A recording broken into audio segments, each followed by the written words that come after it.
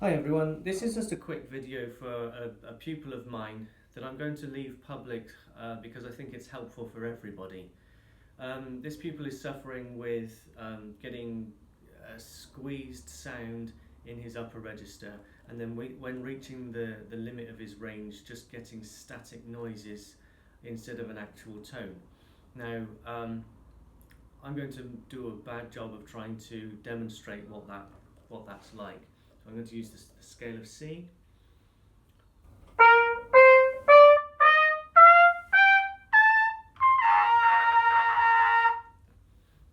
Now the reason that I can diagnose the problem is because I know what to do to make it happen. And what I'm doing to make it happen is pushing the lips into each other. I'm literally trying to clamp this aperture too much, and it puts things out of balance. Now, in terms of weighing that equation up, a lot of people will say is do the same thing but blow harder so that we are bringing it back into balance. Well, let's see what happens when I do that.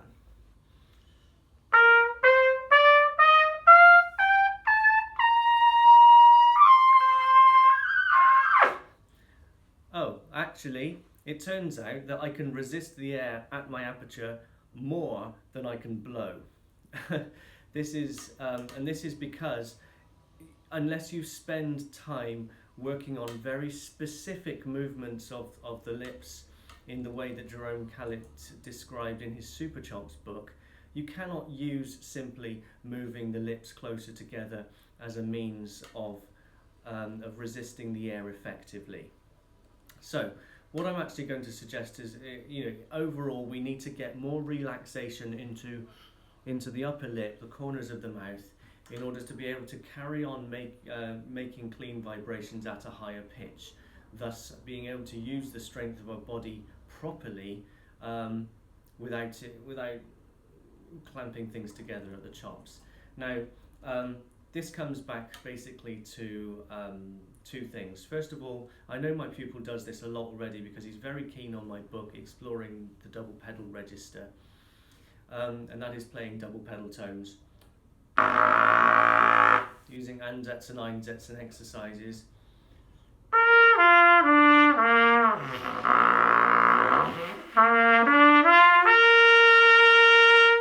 And when I do that, when I start in my normal playing, I go down to the pedals and come back up, you can clearly hear I have a more vibrant sound on the way back up because things are more relaxed, more where they should be, the lips are interacting properly.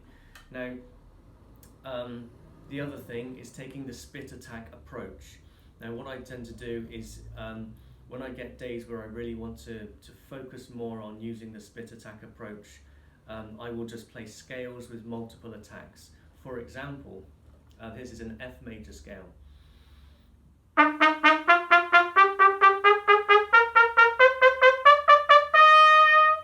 And I may get to the top of that scale and do a whole load of repeated attacks until I am feeling that everything is working as it should. So just using the tongue to release pressurized air. I sometimes say it's like spitting a small packet of air at the inside of your top lip and stopping the air with the tongue for every note.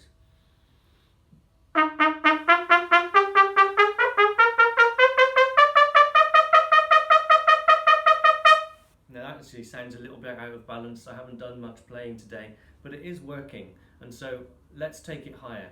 If I was doing this in my own practice and not trying to make this video brief, then I would go up a semitone, and I would go up a semitone and continue chromatically, not making big changes. But for the sake of brevity, I'm going to go up, let's go up a minor third to A flat.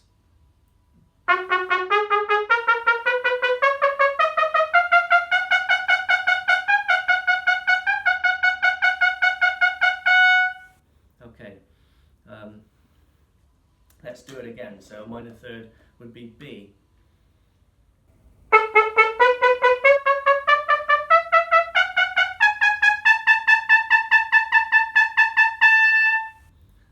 What I'm going after here is having the same quality of sound on every note that I play, and also just being conscious that I'm not using incrementally more physical effort to play higher and higher. You know, the difference between playing these two notes is exactly the same as the difference in feeling playing these two notes. Now, if you're up at the top of your range, maybe that's a C and a D, and all of a sudden things start to get squished and static. It just means that you're trying too hard with the lips and not doing things in the same way as you were in the low register. So let's try this thing again. I'm going to do it. Minor third would be D.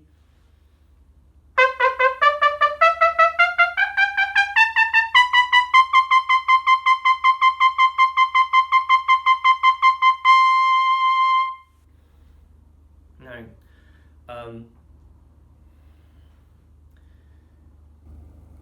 I've forgotten my train of thought. It's gone. The point is that basically you want to maintain the same sensation. If you reach a point where things are starting to close down, then come back a semitone or a tone even. Maybe your limit is that D. Well, I'm going to work on playing 100 high Cs and get better and better at playing Cs, because then when I go a semitone higher the next day, it won't feel very different. And maybe I'll have to stick on C for a week, but eventually, if I stop putting 100% of my effort into playing my highest note, if I'm then putting 90% of the effort in because I've become more efficient, then I can put physical effort into playing further. Now I want to demonstrate this authentically with my own limit. So I don't know what my limit is today. Generally, I can do these videos where I demonstrate playing up to double high C, but playing in this manner, I can definitely do this up to a G, usually A's on most days. So let's see where my limit is, and I'll try to apply some of my own philosophy. So here is the G.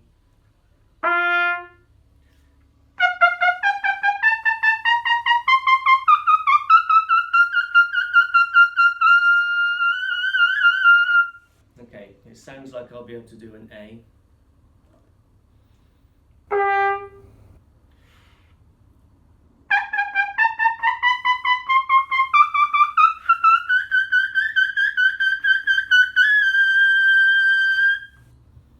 Yeah, so that's still pretty balanced.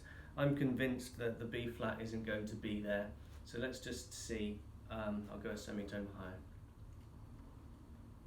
The good thing with going a semitone at a time is that the top note of each scale becomes the leading note of the next, and so you can guarantee you get to the same point, and then it's only a semitone more.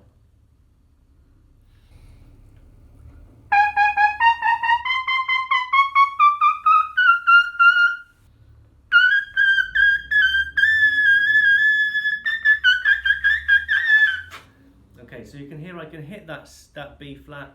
I can actually articulate it a few times, but then the tone starts to thin out because I'm using I'm using quite a bit of effort, and then I start to squeeze with the lips, and straight away that sound starts to diminish. So.